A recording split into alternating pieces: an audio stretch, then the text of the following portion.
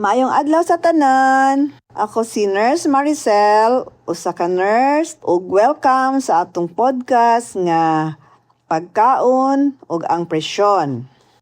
Kauban nako si Dr. Phyllis Don, usa ka doktor sa family medicine. Maayong adlaw usab sa tanan, nalipay kaayo ko nga magkauban kamo karong adlaw atong mga pinalanggang lolo ug lola. Karon sa ato ikatulo nga katapusang episode, musulod na kita sa mga bitamina o mineral nga masustansya nga gamay kaayo tan-awon apan dako kaayo og papel sa pagpugong sa taas nga blood pressure. Ang impormasyon niini nga podcast para sa health, education o dili kapuli sa tambag, diagnosis o treatment sa doktor. Kung naamoy mga pangutana o sakit, magpakonsulta gyud sa inyong doktor ug ayaw ipadugay ang pagba-check up ug tungod lang sa inyong nadunggan diri. In fact, bisan og healthy pa ta, just to maintain it, pwede rasan nga mangutana ta or magpakonsulta. Karon, hisgutan nato ang tulo ka pangunahing paksa, ang vitamin D, vitamin C, o vitamin B complex, ug ang mga mineral nga potassium ug magnesium. Sugdan na nato. Dok, magsugod kita sa vitamin D. Namatigdan ko nga kadaghana sa atong mga tigulang kun buntag na naara sila sa sulod sa balay. Dili magpainit sa adlaw. Ngano ingon ana Dok? Oo, namatikdan ko sab ka na. Sagad ang ilang tubag, tigulang nako, dili na ako angay magpainit. O di gani ingon sa akong anak, dili ko dapat magpainit kay basin mo samot ang akong blood pressure. Kana usa sa pinakasagad nga sayop nga pagtuo o gusto kining tuliron karon. Ang vitamin D gikan sa adlaw, kung kuhaon sa sakto nga pamaagi, dili makadaot sa blood pressure, hinuon makatabang pa kini sa pagpaubos. Makatabang pa ba sa pagpaubos? O unsa man gyud ang koneksyon? Ipasabot kanamo sa yano. Hunahuna ang atong mga ugat sa dugo. Kining mga tubo nagdala sa dugo gikan sa kasing-kasing ngadto sa tibuok lawas. Para himsog ang blood pressure, kinahanglan nga kining mga ugat maka-relax. Ang vitamin D mao ang naghatag og signal sa mga ugat para maka-relax. Mao kana ang akong tawgon nato og relaxing signal. Kung kulang ang vitamin D, ang sistema sa lawas nga nagkontrol sa blood pressure pirming naka-on. Dili na siya maka-off. Ang mga ugat pirming hugot ug mosaka ang blood pressure. Para masayon sabton, hunahuna ang usa ka garden hose. Kung buhian, hapsay ang dagat sa tubig. Apan kung tan o kusog nga pug-on, mubuswak tungod sa taas nga pressure sulod. Mauman ka na ang may tabo sa atong mga agat kung kulang ang vitamin D. Ang vitamin D importante sa pagbalanse sa renin-angiotensin system nga mao ang pagkontrol sa blood pressure sa lawas. Ang sakto ra nga vitamin D mas maayo ang pag-relax sa mga blood vessels o mapugngan sa pagsaka sa blood pressure. Karon, atong mga lolong lola ayaw kahadlok sa adlaw. Ang adlaw atong higala dili kaaway. Mga 15 minutes hangtod 20 minutes lang matag adlaw, buhaton sa sayo sa buntag, tali sa alas 7 hangtod sa alas 9, dili na magpakuan udto kay init ra pud kaayo. Kana ang oras nga silaw sa adlaw igo na para sa vitamin D. Apan dili palabihan ka init nga makadaot sa panit. Ipakita usab ang mga bukton o tiil, dili lang kay ang naong ra, para mas daghan ang maabsorb nga vitamin D. Sayo sa buntag nga nagpainit sa sulod sa 15 hangtod sa 20 minutos sa labing epektibo og luwas nga paagi aron mabuhat sa lawas ang vitamin D, labi na ang alang sa mga tigulang nga limitado na sa paglihok. O para sa mga tiguwa nga dili makapainit sa adlaw, makakuha gihapon og vitamin D gikan sa pagkaon o dili na kinahanglang mahal. Kanang mga alternative gikan sa DOST FNRI Philippine Nutrition Facts and Directory of Food Composition. Mao kini ang opisyal nga kabinete sa gobyerno sa pagkaon para sa atong mga kababayan.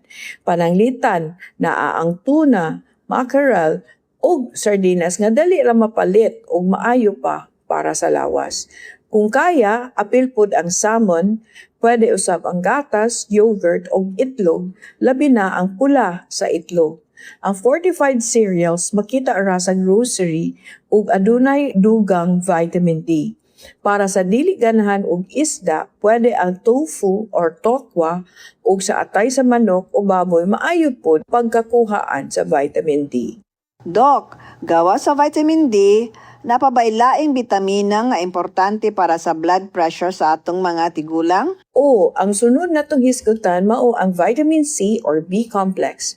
Apan, una, panabutan nato ang usa ka sayop nga pagtuo nga daghan sa atong mga pasyente ang nagtuo. Basta busog na o sa kanon or pinirito, okay na, kana sayop. Ang puro puting bugas or piniritong pagkaon halos wala na nay vitamin C o B complex. Mao nay gitawag nga hidden hunger. Dili makita dayon pero kulang di ay ka sa kinahanglan nga vitamins or micronutrients. O kung padayon ka na, mahimong mahuyang ang mga ugat.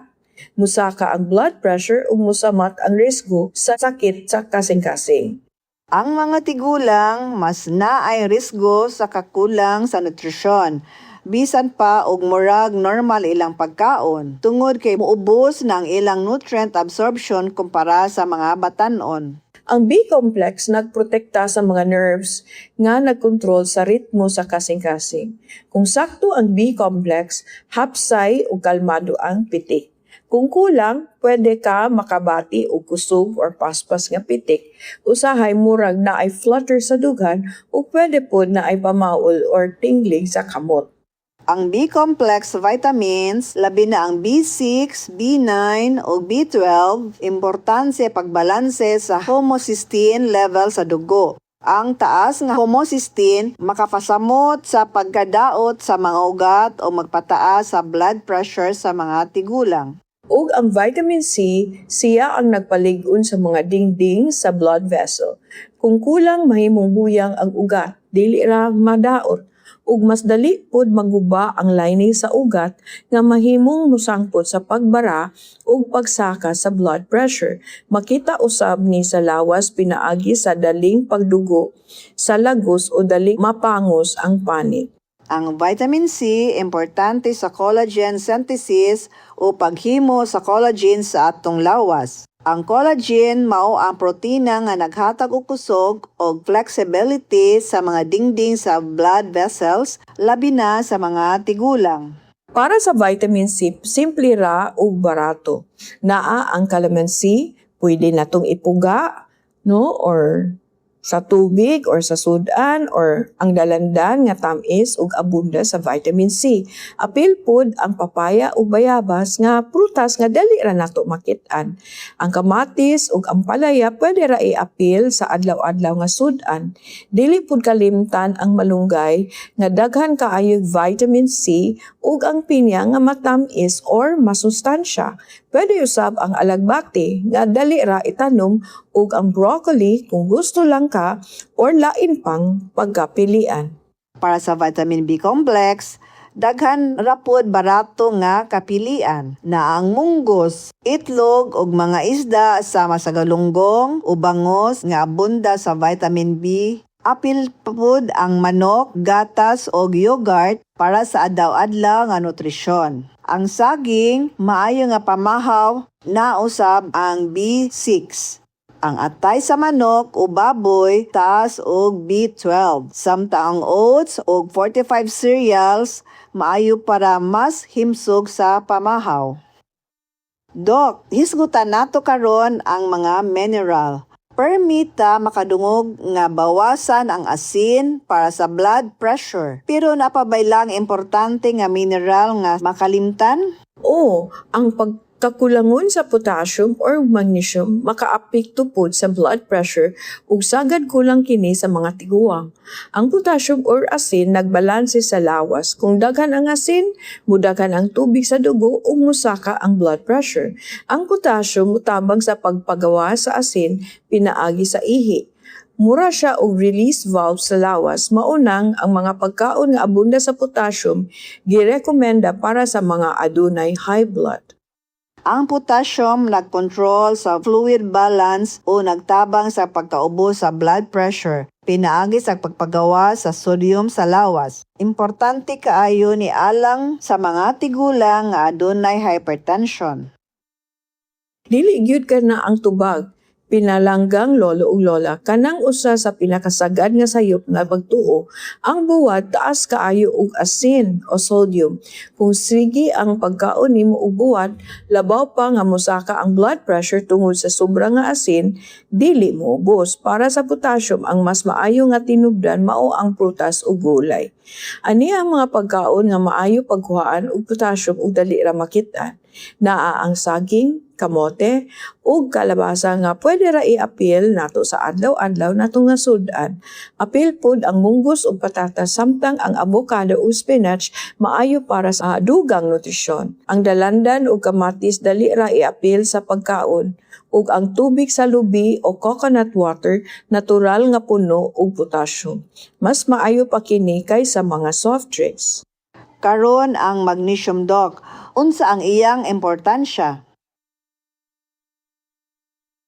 Ang magnesium nagbuhat isip natural nga calcium channel blocker. Nagtabang sa pagparelax sa mga ugat o magpaubos sa blood pressure sa mga tigulang.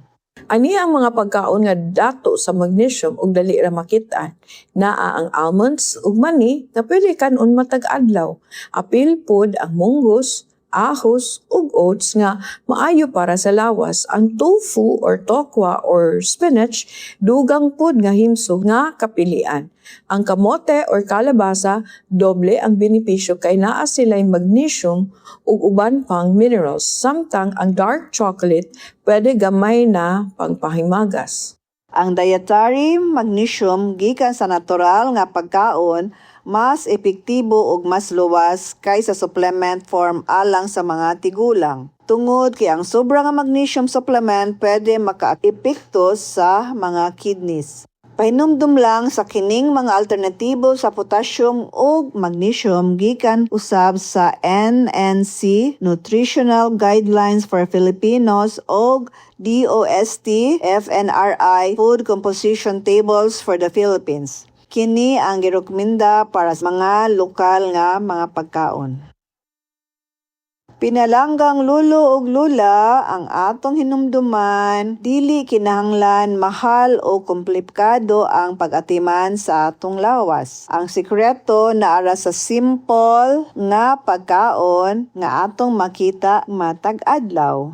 Sakto ang vitamina ug mineral sama sa vitamin D, vitamin C, B-complex, potassium ug magnesium importante sa pagpanalipod sa kasing-kasing ug pagkontrol sa blood pressure. Ug makuha ra nato kini sa adlaw ug sa mga pagkaon sama sa isda, prutas ug gulay ug uban pang lokal nga kapilian nga atong nahisgutan. Busa hinumdumi, dili lang magpabusog kundi magkaon pud ta og sakto para sa atong lawas. O likayi ang sobra nga asin o piniritong pagkaon kay kini maoy makapasaka sa atong blood pressure. Ako si Nurse Maricel, Ug ako si Dr. Phyllis Bidot. mag-amping kanunay ug padayon sa pagkabuhi nga himsog.